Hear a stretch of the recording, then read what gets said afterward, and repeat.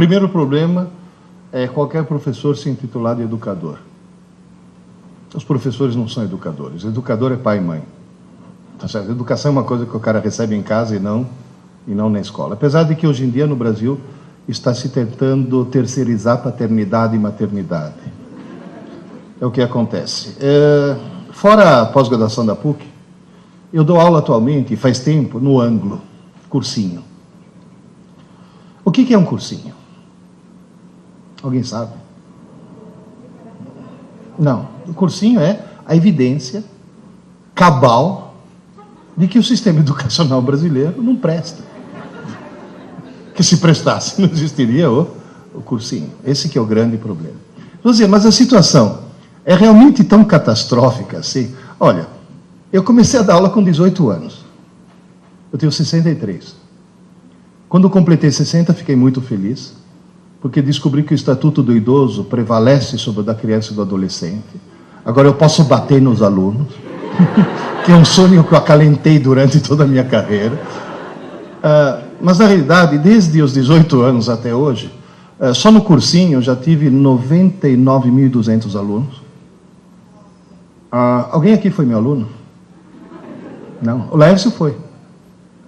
Um dos diretores de vocês. Na realidade, o que eu notei nesse tempo todo? Uma coisa óbvia, que acabou sendo evidenciada e documentada em 2003. No ano de 2003, vocês vão dizer, mas, professor, por que o senhor usa um quadro e não um computador? Porque eu trabalho com computadores desde 1961. O primeiro computador que eu programei foi em 1961. Não era nem digital, era analógico. Em 1967, eu usava um dos 3 computadores que existiam no Brasil, na USP. Eu escrevi 14 livros de informática. Eu faço até hoje um programa na Rádio Eldorado para tirar dúvidas de informática. Por isso que eu não uso o computador. Agora, exatamente por isso. Em 2003, foi feito um exame chamado PISA. Para quem não está familiarizado, esse exame é um exame muito parecido com o Enem. É um exame que não mede conhecimentos, mede competências. Mede se o aluno sabe interpretar um texto, se sabe entender um gráfico, se tem raciocínio lógico, se tem raciocínio matemático. Participaram 41 países. O Brasil foi um dos convidados. O Brasil, e olha, os alunos escolhidos segundo o mesmo critério atuarial com a qual se escolhe, por exemplo, o pool de eleitores para fazer uma pesquisa eleitoral, para que seja bem significativo.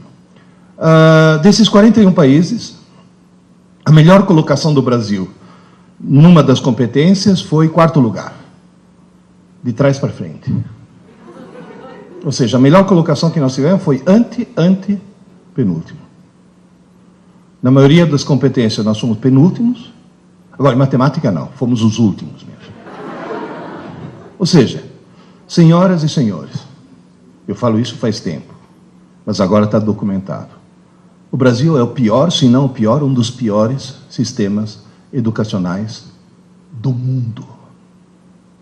Do mundo. Se os filhos estão na escola, então, a escola está no Brasil? Tá, então é péssimo. Não, qualquer escola. Não, mas o colégio... Não, qualquer escola. Porque eu lá no cursinho, eu recebo alunos que vêm das melhores escolas de São Paulo. Lá no cursinho, eu recebo alunos que vêm de escola que quando o filho nasce, o pai corre antes na escola fazer reserva de matrícula, depois vai no cartório registrar o filho, para ter certeza que ele possa se matricular, o privilégio de estudar naquela escola. Aí o cara chega na minha mão. Não presta. Por quê? A escola tem maus professores? Não, são ótimos.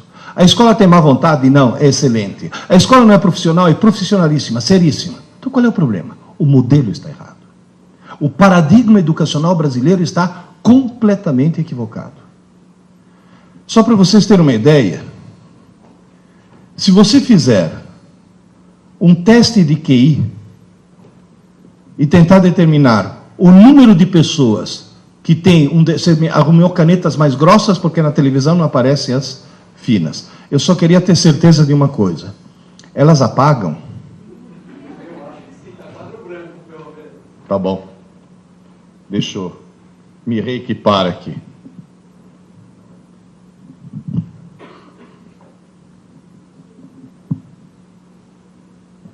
Apaga. Faz um teste de QI. Da famosa curva de Gauss. O que mostra isso? Que umas poucas pessoas têm QI, deixa eu colocar aqui, tem um QI muito baixo. Umas poucas pessoas têm um QI muito alto. Normalmente essas estão em instituições e essas estão nos Estados Unidos. Em terra de cego, quem tem um olho emigra. Agora, a maioria está em torno do QI 100. Foi feito um teste de QI na população inglesa. QI médio dos ingleses é 100. Tradução, os ingleses são normais. Foi feito um teste de QI na população do Japão. QI médio 113. Muito acima da média. E vocês dois, por favor, tirem esse sorriso dos lábios, que é só japonês do Japão, viu? Que... Os dois tá... Agora, foi feito no Brasil, QI médio 87. Tem gente que fala, é mania dos Niseis voltar para o Japão, que os 13 que faltam aqui são os 13 que sobram desse jeito. Na realidade, a situação está bem catastrófica. Muito bem, esses são os sintomas. Vamos fazer o diagnóstico agora? Quais são as causas? Uma só. Uma só. No Brasil, se estabeleceu uma cultura distorcida.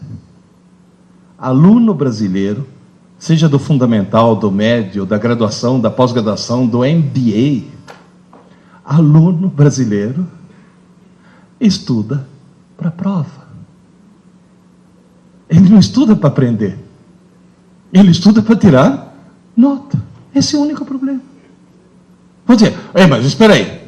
Como é que um estudante consegue tirar uma boa nota se não aprendeu? Veja bem, a recíproca, se ele aprender, é claro que ele tem uma boa nota. Mas no Brasil as pessoas conseguem tirar boas notas sem aprender. Esse é o único problema. Como é que alguém consegue tirar uma boa nota sem aprender? E sem colar. Porque cola é inadmissível. Se seu filho está numa escola que, ao pegar um aluno colando, tira a prova e dá 0, a escola não presta. Porque se pegar um aluno colando, tem que expulsar da escola, não dá 0. O cara quebrou um código de honra. Se você deixar uma criança desse tamanho colar, quando crescer, vira o quê? Ministro.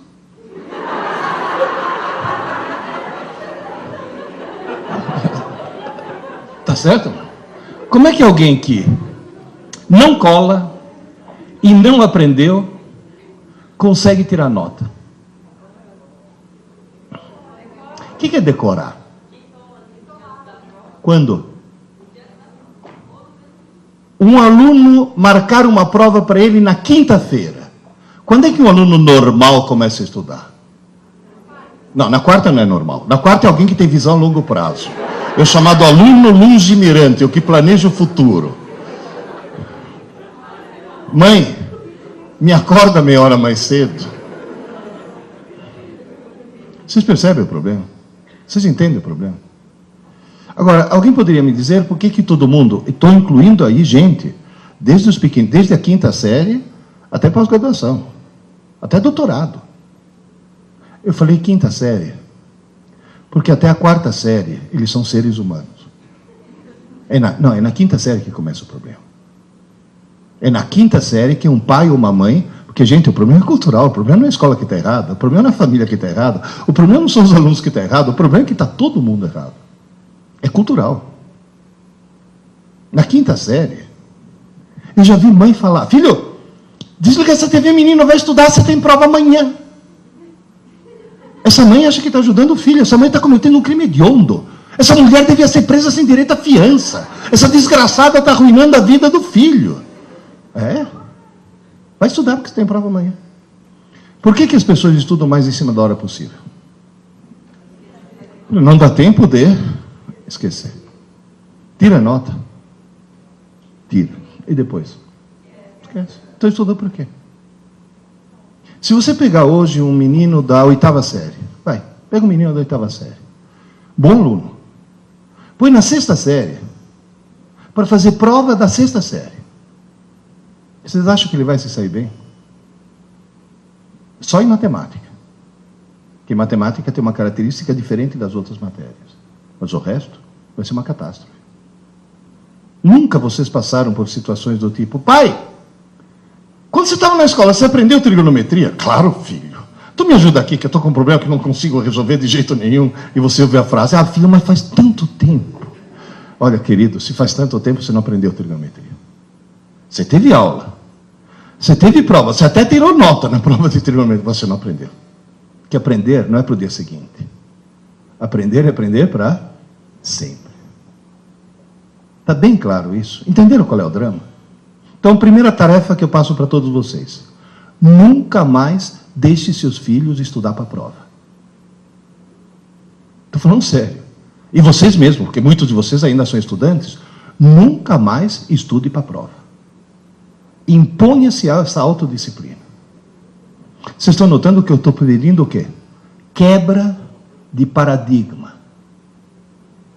Porque na aula que eu dou de teoria geral dos sistemas, na pós-graduação, eu sempre falo: se você está perdendo o jogo, não mude os jogadores, mude as regras do jogo.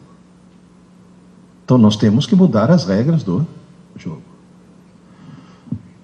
Por que acontece no cérebro humano? Vocês me desculpem, mas como eu desenho mal, eu vou precisar de algumas linhas auxiliares. Façam de conta que isso daqui seja uma cabeça, vai. Vocês têm imaginação?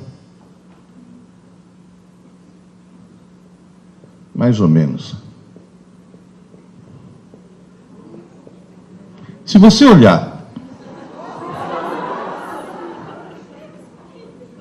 mais ou menos. Eu sei que parece o Schumacher, mas tudo bem.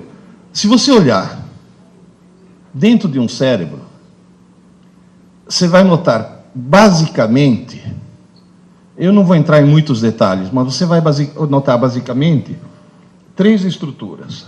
Vamos ver se isso daqui escreve mais grosso. Número 1, número 2 e número 3. Número 1, cerebelo. Número 2, sistema límbico. Número 3, córtex. Em qualquer uma dessas estruturas, se você quiser... Obrigado. Tem um cara escondido aqui atrás.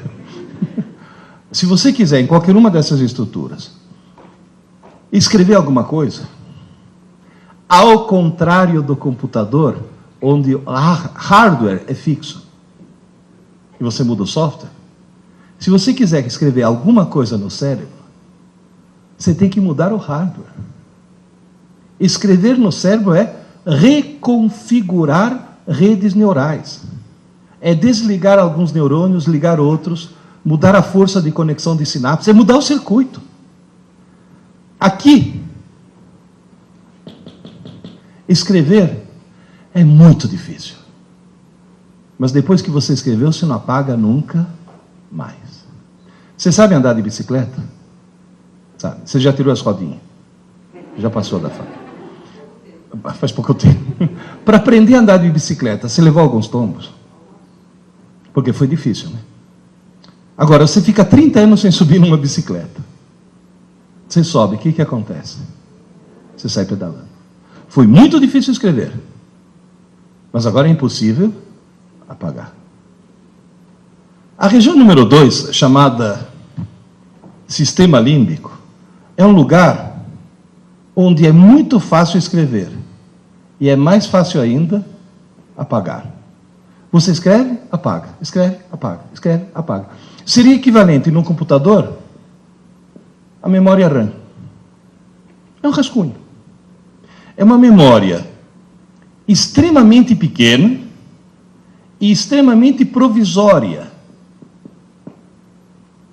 Tão provisória que você é capaz de esquecer coisas que colocou lá 2 minutos antes. Já aconteceu com algum de vocês de estar sentado na sala, levantar e ir até a cozinha, parar no meio da cozinha e ficar feito um idiota se perguntando: o que eu vim fazer aqui, meu Deus do céu? E uma coisa que você colocou 2 minutos antes. E o que você tem que fazer para lembrar? Voltar e ficar na mesma posição. Quer dizer, você fala: eu tenho sérios problemas mentais, né? Ou seja, tem mesmo. Ou seja, dentro de cada um de nós mora um idiota. Que é o primeiro que acorda de manhã cedo. Repara que de manhã cedo você faz um monte de bobagem. Quando o cara acorda, que você fala, tá sonado, não é que o idiota está no controle. Então você vê cara calçar 2 meias no mesmo pé. Eu já vi cara atender o telefone no controle remoto da TV. Bom, de manhã cedo eu já escovei os dentes com hipoglós. Tem alguns aqui que estão rindo porque já escovaram os dentes com creme de barbear, que vem bisnaga, né? Então, na realidade, você faz muita bobagem, por quê? Porque dentro de cada um de nós mora um idiota. Agora, qual é a boa notícia? No córtex, que seria essa região número 3, não é nem fácil nem difícil escrever, é esquisito. É muito esquisito. Por quê? Porque para escrever alguma coisa aqui no córtex, você tem que pegar algumas redes neurais, você tem que desconectar algumas coisas e criar outras. Você tem que mudar o circuito do cérebro. E você não consegue fazer isso enquanto o cérebro estiver funcionando. Seria como tentar trocar o pneu de um carro com o carro em movimento, ou tentar trocar as velas do motor com o motor funcionando. Mas tem uma vantagem: isso daqui equivale a um HD. Ou seja, é uma memória enorme e permanente. Só para vocês terem uma ideia, já que o mundo é da informática, um córtex humano equivale aproximadamente a uma rede de 5.000 computadores. Em primeiro lugar, parabéns para o engenheiro, que colocar 5.000 computadores num 1,5 litro, isso sim que é nanotecnologia. Em segundo lugar, sabe o que quer dizer isso? Que todo mundo, no fundo, é um gênio. Alguns bem no fundo, mas todo mundo é um gênio. Se alguém estudar 10 horas por dia,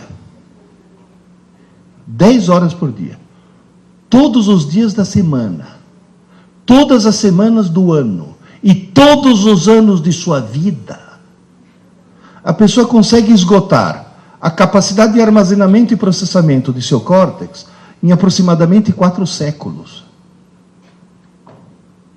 Está certo que a expectativa de vida aumentou, mas eu estou falando em 4 séculos. No máximo, quanto que alguém vai viver? 4 séculos significa o quê? Que todos nós vamos morrer com pelo menos 3/4 da inteligência que ele nos deu ainda a ser desenvolvida. Agora, esse maravilhoso computador tem um defeito. Não tem manual de instruções. E as pessoas usam muito mal. Quer ver? A hora que você vai fazer uma prova e estuda o mais em cima da hora possível, você está colocando as informações do idiota ou no gênio? No idiota. Você vê aluno entrar na sala de aula para fazer prova, o cara entra assim, sem chacoalhar a cabeça. Se você chamar o cara e falar: ô Zé, que foi? Pronto, agora embaralhou tudo, agora eu vou ter que estudar de novo. E o pior de tudo é que o desgraçado tira a nota e depois esquece tudo. Vamos dizer, senhor, qual é a chave? Como é que se conserta esse processo? É a coisa mais simples do mundo. A coisa mais simples do mundo. É levar em conta, fato número 1. Número 1. Ninguém escreve nada na parte nobre do cérebro enquanto o cérebro estiver funcionando. Enquanto o cérebro estiver em funcionamento, o idiota obtém informações do gênio, mas o gênio não obtém nenhuma informação nova. Portanto, todas as informações que entram na tua mente, na mente do teu filho, durante o dia, enquanto o cérebro estiver em funcionamento, todas elas entram no sistema límbico, na RAM, na memória provisória. Só que como essa memória é pequena, o que acaba acontecendo? Vai saturando, saturando, saturando. Quando chega no fim do dia, a reação do teu corpo qual que é? Sono. Sono não é corpo cansado, é cérebro saturado. É o cérebro falando, pelo amor de Deus, desliga o motor que eu preciso trocar as velas. Pelo amor de Deus, para o carro e precisa trocar o pneu. Aí você dorme. Se você colocar eletrodos no cérebro de alguém, você vai notar uma coisa mais ou menos assim. Dormiu. De repente, você fala, acordou. Não, está dormindo ainda. De repente, agora acordou. Não, paradoxalmente está dormindo. Tanto é que esse sono daqui é chamado sono profundo e esse é chamado sono paradoxal. Porque você tem o mesmo padrão de quando está acordado e, no entanto, está dormindo. Cuidado que dormir é ter muita atividade cerebral, viu? Agora, o que está acontecendo aqui? Parou o carro, trocou o pneu. Parou o motor, trocou as velas.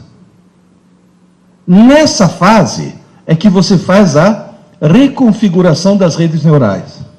E essa fase é aquilo que vulgarmente você chama de sonho. À noite, você não dorme para descansar. Descansar, vocês estão descansando agora, estão sentados. À noite, você dorme para sonhar. É fundamental. E você sonha para resetar o cérebro. Porque enquanto você está sonhando, é o momento no qual você está desentupindo a tua RAM. Quem já passou uma noite em claro sabe muito bem que no dia seguinte acorda meio abobado. 2 ou 3 noites em claro produzem o quê? Alucinações. O que é alucinação? É sonhar de olhos abertos. Tamanha necessidade do cérebro de sonhar. O pessoal de direitos humanos que está criticando os americanos lá em Guantánamo foram visitar, os presos estão intactos. Ninguém tocou neles e eles sofreram. O pior tipo de tortura que alguém pode ter. Privação do sono. Mas o que faz falta no sono não é o sono em si, é o sonho. Você sabe que falta de sonho pode enlouquecer. Pode provocar danos permanentes. E durante esse processo, o que acontece? Você vai dizer, e o conteúdo do que estava aqui? Uma parte vai para o lixo. E não é como no Windows, que antes pergunta, você tem certeza? É direto. E o ponto-chave é esse. Se durante o dia foram abertas algumas portas, cuidado, não foi escrito nada, mas foram abertas as portas. Alguma coisa vem aqui, e isso você não esquece nunca mais. Repito, nunca mais. Agora, isso você pode dizer, isso eu aprendi. Porque daqui a 20 anos está lá ainda. Isso daqui, nunca mais. Até aqui está claro? Professor, o que o senhor aprendeu com os seus quase 100 mil alunos? 2 coisas. Primeiro, que um idiota, no meio de idiotas, pensa que é normal. Portanto, no Brasil, a coisa mais perigosa que existe é falar, mas todo mundo é assim. Cuidado. Eu gostaria muito que, para seus filhos sobreviverem nesse século que vem aí, que vocês conseguissem transformar seus filhos em exceção e não em regra. Segunda coisa que eu aprendi. Na cabeça de um aluno normal, toda noite, o que vai para o lixo? As aulas. E o que vai para a memória permanente? As abobrinhas. Se seu filho tem uma aula de geografia fantástica, e no meio da aula o professor de geografia contar uma piada, depois de 3 meses, o que ele lembra da aula? Da piada. Isso não é um defeito. Isso é uma consequência, sabe do quê? Do fato de que quem decide o que vai para o lixo e o que vai para a memória permanente não é uma rotina racional, é uma rotina emocional. Moral da história. Vocês já notaram que tem matérias que as crianças aprendem e matérias que eles não aprendem? E você vai olhar as que eles aprendem, o professor é simpático, e aquelas não aprendem, o professor é antipático. Então não é a matéria em si, é a carga emocional que é colocada em cima disso. O professor tem que ser simpático. Não tem aquele papo do professor, não, porque eu ensino, mas comigo nem mais. Não, senão não é professor. É a única maneira que funciona.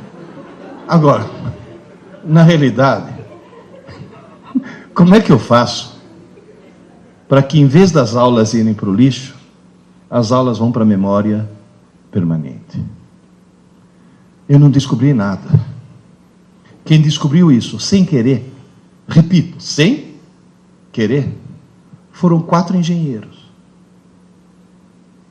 Há 60 anos atrás, 4 engenheiros resolveram fundar um cursinho. 4 engenheiros. Não tinha nenhuma pedagoga no processo. Ao montar o cursinho, se defrontaram de cara com um problema. A primeira aula é em março, o vestibular é em dezembro. Se aquela aula que foi dada em março for parar no lixo, não é em dezembro que o cara vai recuperar. Agora, qual é a principal característica de um engenheiro? Tem algum engenheiro presente aqui? Você é engenheiro. O engenheiro é alguém que recebe um treinamento para quê? Para resolver problemas.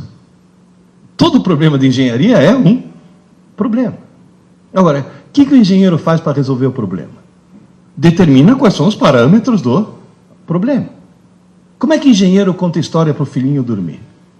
Sejam 3 porquinhos, P1, P2 e P3, e um lobo mau, L índice M. Ou seja, ele determina antes os parâmetros.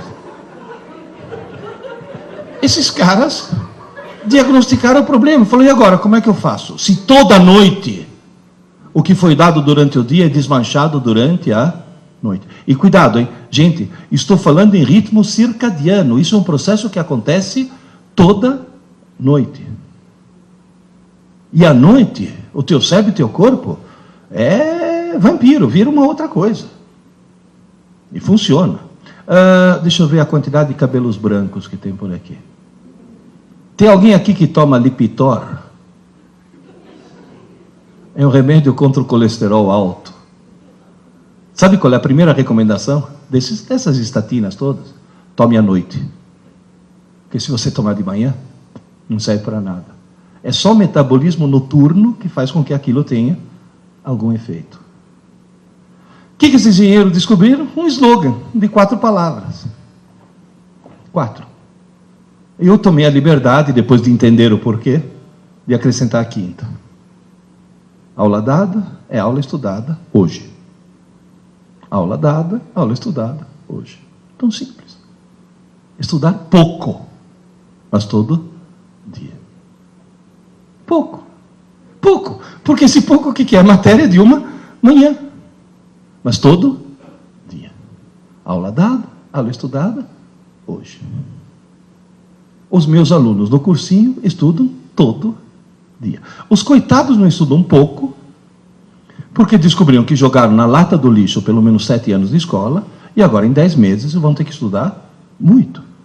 Mas se seu filho está numa escola regular, é só criar nele o hábito de estudar todo dia. Se seu filho assiste aula de manhã, ele estuda à tarde. Se seu filho assiste aula à tarde, tem que estudar à noite. E não na manhã seguinte. Antes que se passe uma noite de sono. E se algum de vocês assiste aula à noite,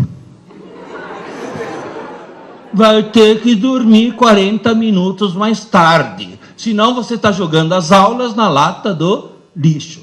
Porque quem está falando é alguém que fez todo o curso de física na USP à noite, porque de dia eu tinha mulher e filha para sustentar. E eu estudava à noite. Aliás, eu assistia a aula à noite. Depois ia para casa estudar. Falei, eu vou arrumar 40 minutos. Desligue a TV. Quebre a TV. A hora que você quebra a TV, teu dia passa a ter 30 horas. É o maior ladrão de tempo que existe. Não, mas mesmo assim, leva o livro para o banheiro. Mas você vai ter que dormir mais tarde. Agora, cuidado, hein? Antes que se passe uma noite de sono, ou antes que se passe um longo período de sono. Porque se seu filho assiste a aula de manhã, almoça e dorme 15 minutos, esses 15 minutos são renovadores. Agora, tem jovens aí que chegam em casa, almoça, dorme que nem um porco a tarde inteira, acorda todo embaçado, que parece que tem algodão no cérebro. As aulas já foram parar no lixo. E o pior de tudo é que não acorda porque está na hora. Acorda, porque senão vai perder rebelde, malhação. Ou seja, além de querer virar um idiota, quer virar mau caráter. Cuidado, hein? Cuidado, cuidado. Porque eles veem aqueles adolescentes, acham que são estudantes, não percebem que são atores. Aí eles pegam esse modelo como modelo de escola. Vocês não sabem o que professor de colégio sofre. Nós, no cursinho, nós estamos no paraíso. Eu dou aula para salas de 200 alunos. Hoje de manhã, antes de vir para cá, eu já dei aula para 600 alunos. Dei 3 aulas com 200 alunos cada uma. 200 anjos. Agora, no colégio, na escola, tomando rebeldes como modelo, é horrível. Há alguns anos eu cometi a besteira de dar aula no colégio. Um colega meu, que foi nomeado diretor de uma escola, falou, Pierre, o ano que vem, escola nova, você vai dar aula. Eu falei, não tenho tempo. Não, mas o colégio... Não tenho tempo, pô. Pô, Pierre, um ano só, para dar o pontapé inicial. Eu falei, não tenho tempo. Uma manhã por semana. Eu falei, não tenho tempo. Pô, eu já tinha falado com o diretor da escola, com o dono. A gente reservou para você uma manhã por semana, $3.000 por mês. Eu falei, quarta-feira. Como me arrependo. No meio de uma aula, ter que parar uma aula e falar, vocês duas aí, dá para parar, por favor? Sabe o que eu escutei? Ai, professor, a gente estava só conversando. Falei, como só conversando, sua deficiente mental? Sua imbecil crônica. Sua cretina patenteada. Quem falou que durante uma aula você pode conversar? Ai, professor, o senhor está estressado. Eu dando uma aula, todo mundo prestando atenção, quando eu viro, está uma menina assim. Falei, filha, se liga, vai, presta atenção. Ai, professor, hoje não dá, estou na fossa. Falei, você está o quê? Ai, professor, estou na fossa, meu namorado me largou. Falei, fez bem. Fez bem, porque se teu namorado não tivesse te largado, você correu o risco de casar com ele, ter filhos e propagar o gene da estupidez gerações afora. Alguém que assiste ela assim não pode se reproduzir. Você vai poluir o pool genético da humanidade. Não sabe o que é isso? Rebelde, malhação. Há alguns anos atrás, acho que uns 3 anos atrás, o coordenador do Angus chegou para mim e falou, Pierre, você se importaria se a Rede Globo interrompesse tua aula 8 minutos? Que a Rede Globo é assim, 8 minutos. Eu falei, não, tudo bem. Porque era 15 de outubro, que é o dia do professor, eles queriam homenagear um professor. Então entraram na minha sala. No meio da aula, luzes, câmera, ação. Entra toda a parafernália da Globo, a Ana Maria Braga, e no monitor veio o Louro José. Inteligentíssimo, o Louro José. Aí a Ana Maria ficou lá, fez pergunta, conversou comigo, conversou com os alunos, ficou 8 minutos, 10 minutos, 15 minutos, meia hora. Derrubou a entrevista no estúdio, derrubou tudo, só ficou lá.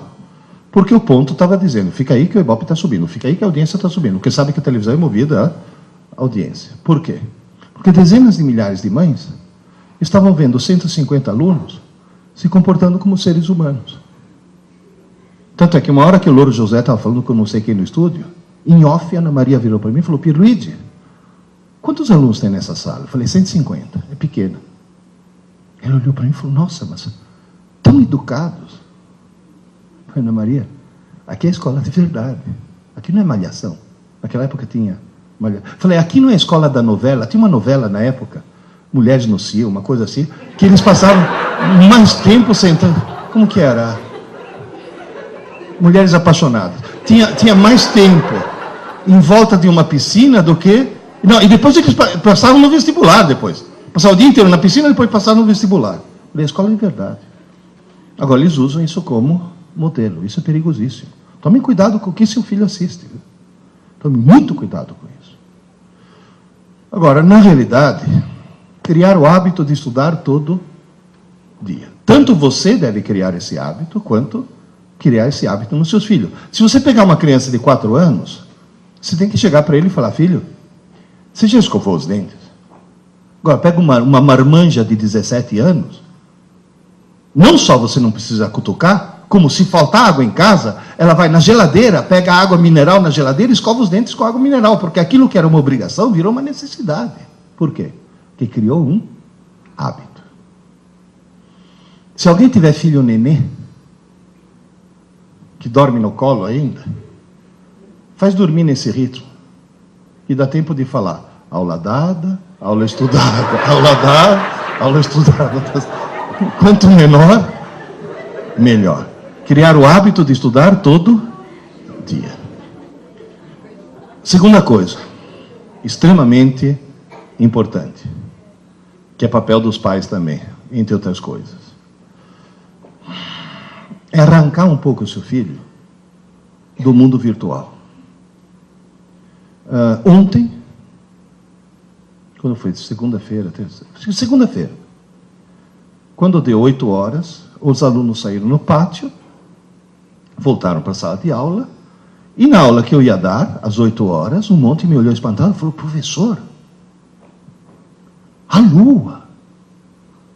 Falei, o que tem a lua? A lua. Falei, e o que tem a lua? Falei, dá para ver a lua. Falei, sim, claro, é quarto minguante. Falei, mas de dia? Falei, como de dia? Você nunca viu a lua de dia? Não.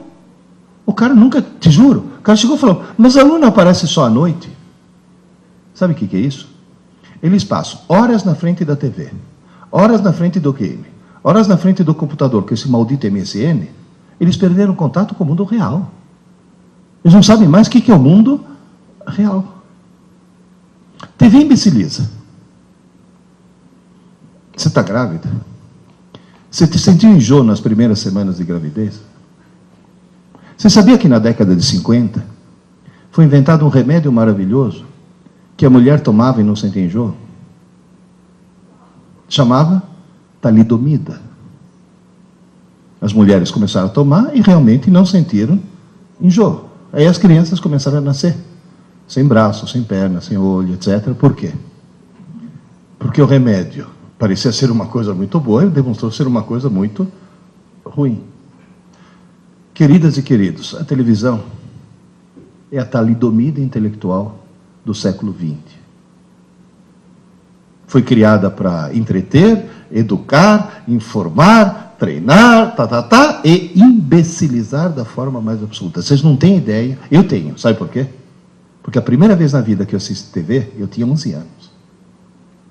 Eu sei o que é um mundo sem TV e um mundo com TV. Ao longo da minha carreira, eu vi o nível dos meus alunos fazer isso. Vocês não têm ideia.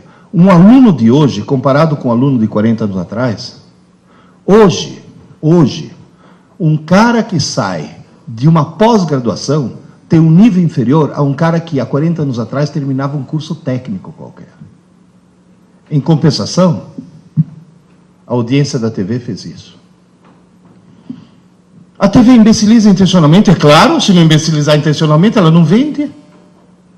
Ninguém que tenha mantido um mínimo de equilíbrio mental, um mínimo de sanidade, jamais compraria um cinturão elétrico que dá choques absolutamente inúteis e inofensivos e acha que isso vai acabar com a barriga.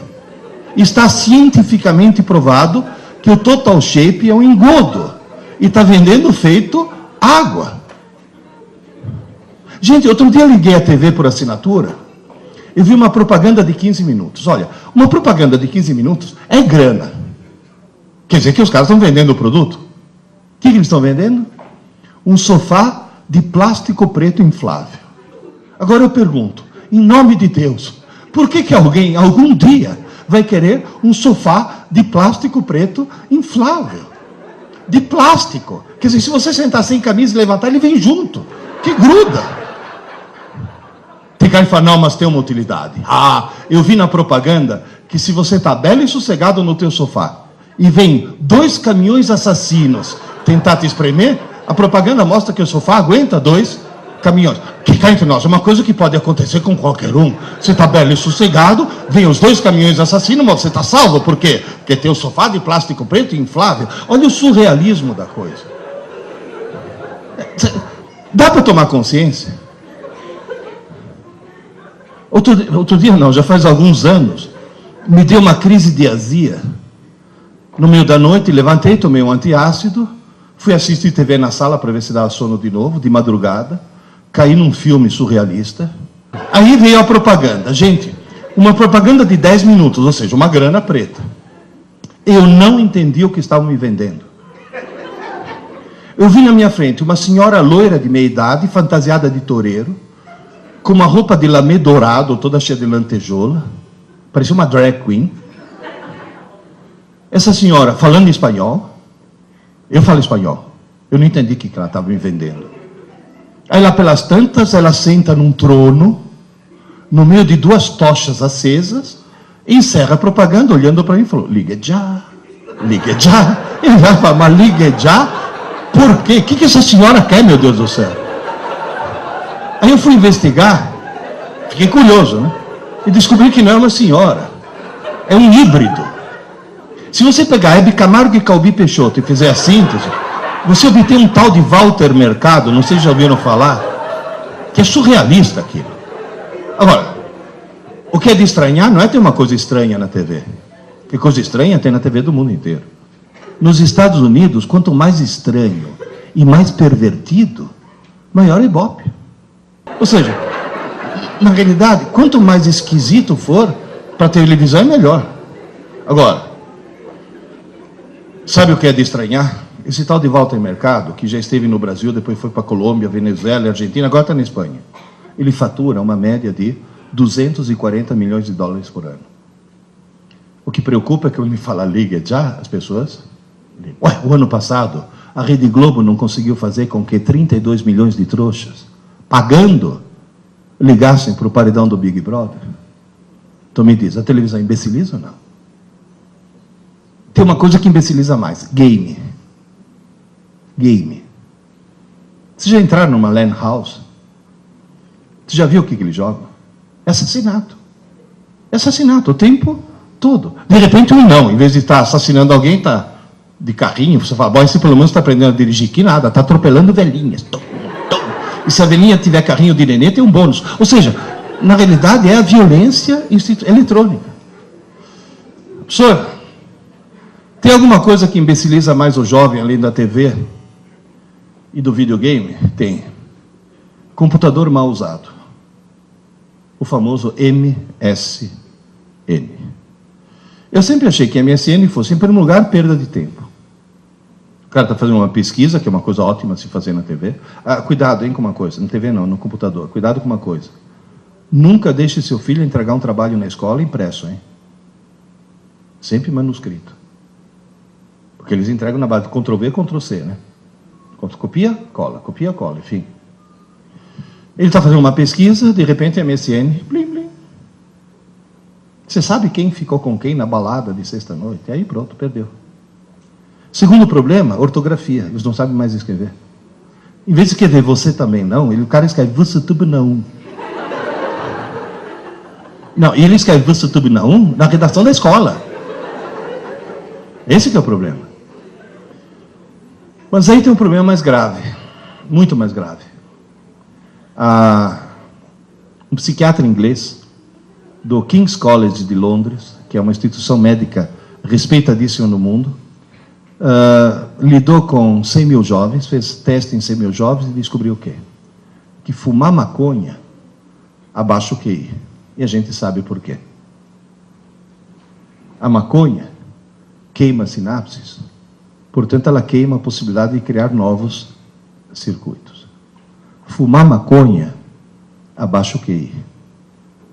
Usar MSN abaixa o dobro. O rebaixamento de QI que os jovens estão tendo, pelo fato de se comunicar compulsivamente na internet, abaixa o QI o dobro do que se fumasse maconha. Agora, por favor, tomem consciência disso. Vocês não têm ideia.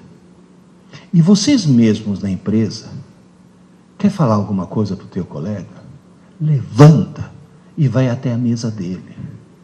Volta a se comunicar pessoalmente, em vez de mandar os recadinhos. Eu já vi cara em cybercafé, o cara sentado aqui, o amigo dele, 3 computadores para lá, os dois batendo papo pelo MSN, meu Deus do céu.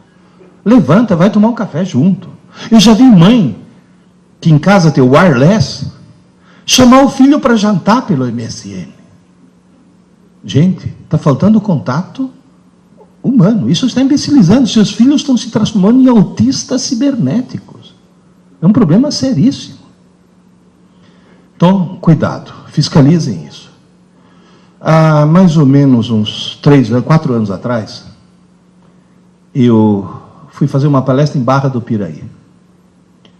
Uma das mães falou: professor, me empresta o microfone. Ela pegou, virou para as outras mães, falou: como todas vocês sabem, meu marido é uma besta. Ih, meu Deus do céu, não sabe quando você acha que... Bom, agora começa lavagem... Não, descobri depois que é uma forma carinhosa com a qual as mulheres tratam os maridos lá em Barra do Piraí. É uma lógica diferente. Mulher e homem, não é que um tem uma lógica melhor que o outro. A lógica são 2 sistemas operacionais distintos, é Linux e Windows. Alguém que chega para você e fala: se você não sabe porque eu estou brava com você, não sou eu que vou dizer. É outra lógica.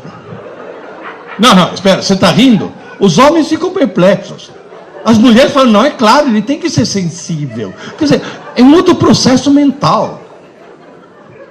Mulher é alguém capaz de ficar 20 anos tentando te mudar. Quando consegue, fala: você não é mais o mesmo. O que você quer, meu Deus? É uma outra lógica, é outro processo mental.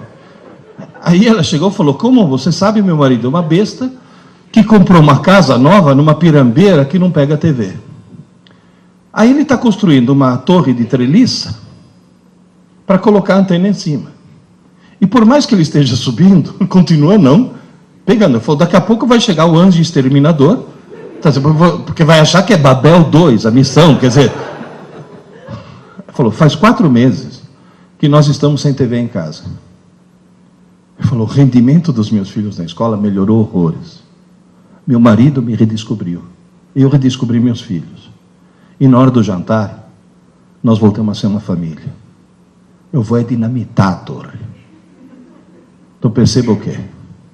Que quando tirou o monstro, é que percebeu quanto o monstro fazia. Não estou dizendo quebre a TV, mas pelo amor de Deus, reduza.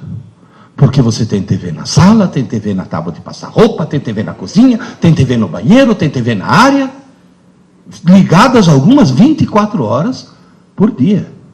Porque quando a Rede Globo não transmitia overnight, aquele de madrugada tinha 10 pontos de audiência. O que mostra que a TV estava ligada 24 horas por dia. Então, por favor, cuidado. Professor, tem mais algum dever de casa para fazer com meu filho? Só mais 2. Bom, um qualquer que eu passei para vocês. Criar o hábito de estudar todo dia. Todo dia menos um dia, a véspera da prova. Que é exatamente o modelo oposto ao modelo atual. A outra tarefa, tente reduzir o mundo virtual dele. A outra tarefa que eu vou passar agora, tenham coragem de remar contra a correnteza. Porque a correnteza está arrastando todo mundo para um lado. E ele só vai se safar se for para o outro. Ai, mãe, você sem noção, todas as mães das minhas amigas deixam. Então você tem a coragem de dizer: sim, mas elas são as mães das tuas amigas. Eu que sou tua mãe, eu imponho isso. Tenham coragem disso. E, por favor, lembre-se de uma coisa. Se você remar contra a correnteza e a escola remar contra a correnteza, ele vai se safar.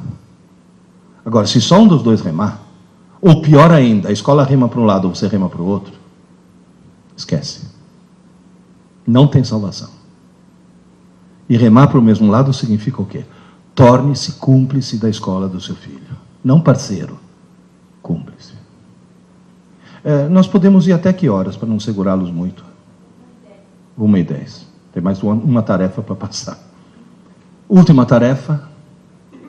O grande problema da TV qual foi? Entre outras coisas. É muito mais fácil ligar a TV do que abrir um livro. Moral da história. A falta de leitura transformou toda uma geração em analfabetos funcionais. Hoje, meus alunos no cursinho sabem transformar letras em sons, mas não em ideias. Eles são analfabetos funcionais. A coisa está terrível. Isso é falta de leitura. E só lê muito quem lê por prazer. Então, o que vocês têm que fazer é criar nos seus filhos o prazer de ler. Mas como? Falei, fácil. Fácil não, difícil. Eu já passei por isso. Meu filho de 15 anos chegou para mim. Pai, estou preocupado, com lágrimas nos olhos. Falei, o que foi, filho? Eu descobri que não é que eu não gosto de ler. Eu odeio ler. Falei, bom, agora quem está preocupado sou eu. Pai, você lê muito, né? Falei, eu leio muito. Todas as minhas irmãs lêem muito. Falei, todas as tuas irmãs lêem muito. Todos os meus irmãos também lêem muito, né, pai? Falei, todos os teus irmãos também lêem muito. Ô, pai, sou eu que não leio? Será que eu vou ficar burro? Falei, não, meu filho, você já é. Você não vai ficar. Porque quem não lê, por definição, é uma besta. Cuidado com essa história de autoestima, hein? Você aumenta tanto a autoestima que o cara não quer fazer mais nada. Você tem que chegar para o cara e mostrar que ele tem potencial, não que ele é. Eu sempre falo para os meus alunos, se eu te chamo de idiota, isso não é insulto, é um diagnóstico. Que é o primeiro passo para a cura, né? Pô, pai, mas eu já li um livro. Com 15 anos eu tinha lido. Diga-se, passagem horrível, né?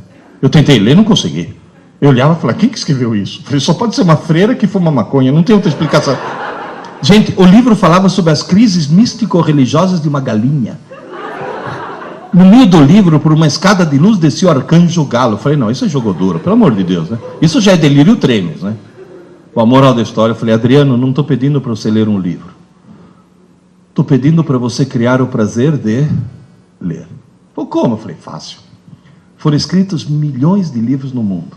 Um foi escrito para você. Falou, qual? Eu falei, não sei. Falei, como é que eu faço? Eu falei, simples. Comece a ler um livro qualquer. Tá chato? Para. Falei, para? Eu falei, para. Porque a tua tarefa não é ler um livro, é descobrir o teu livro. Se tá chato, não é teu livro. Começa outro. Tá chato? Para. Começa outro. Tá chato? Para. Qual é o defeito da escola? Tá chato? Continua. Vai cair na prova. Por isso que a escola, em vez de criar o prazer pela leitura, cria o ódio pela leitura. Por isso são vocês que têm que criar o prazer. Tá chato, para. Tá chato, para. Eu falei, sabe o que vai acontecer, filho? Depois de fazer isso 4 ou 5 vezes, você vai ter a falsa sensação que todos os livros do mundo são chatos. Não é verdade. Você ainda não achou o teu. Eu falei, livro, filho, é que nem namorada. Tá chata? Troca. Tá chato? Troca. Vai trocando. Na 8ª tentativa, ele achou Hobbit. De um tal de Tolkien. Pô, pai, devorei o livro. Falei, pois é, tá vendo? Você achou o teu livro. Pô, pai, eu nunca imaginei que um livro pudesse ser divertido. Falei, tá vendo? Pô, pai, de noite eu perdi horas de sono para terminar um capítulo. Falei, você achou o teu livro. Falou, pai, parece que a história continua. Falei, sim, claro. Falei, você sabe? Falei, já li em inglês. The Lord of the Rings. Falei, em português deve ser o Senhor dos Anéis, o Mestre dos Anéis. Ou compra para mim. Falei, vamos embora. Procurei em tudo que é livraria de São Paulo, não achava. Porque nesse país abençoado por Deus, que tem no Brasil inteiro menos livrarias do que na cidade de Buenos Aires, livro só fica na moda quando aparece um filme. Durante 40 anos, eu falei para os meus colegas, leia Eu, Robô, do Isaac Asimov. Ninguém leu. É uma obra-prima. Eu, Robô. Que isso, a autobiografia do Maluf. Pelo amor de Deus, é um dos melhores livros de ficção científica que eu já vi. Agora, apareceu o filme, encheu as livrarias, né? Achei O Senhor dos Anéis, muito mal editado, arranquei as capas, mandei editar num volume único, encadernar num volume único. Entreguei 1.200 páginas para o meu filho semi-analfabeto e ele devorou as 1.200 páginas. Pai, tem mais alguma coisa no gênero? Eu falei, tem. 4 volumes das Brumas de Avalon. Pá! Devorou. Pai, tem mais alguma coisa no gênero? Eu falei, chega, vamos mudar, né?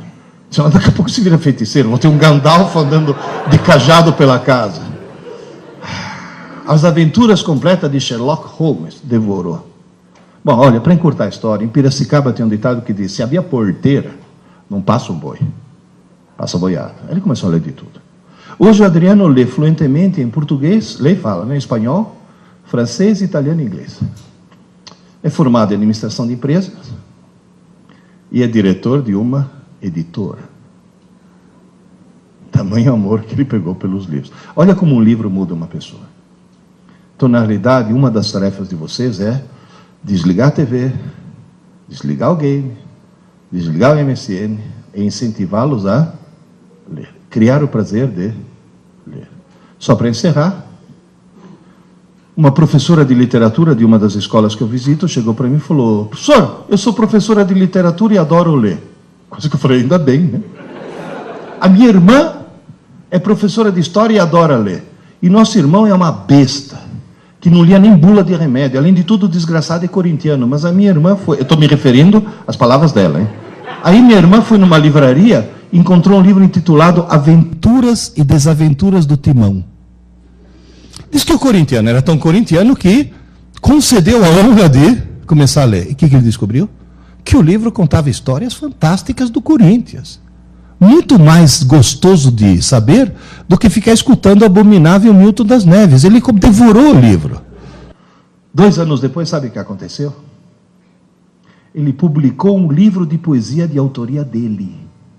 Gente, um corintiano escrevendo poesia. Olha o quanto um livro consegue alterar uma pessoa. Agora, como aula dada é aula estudada, resumindo as 3 tarefas de vocês, quais são? Criar o hábito de estudo diário.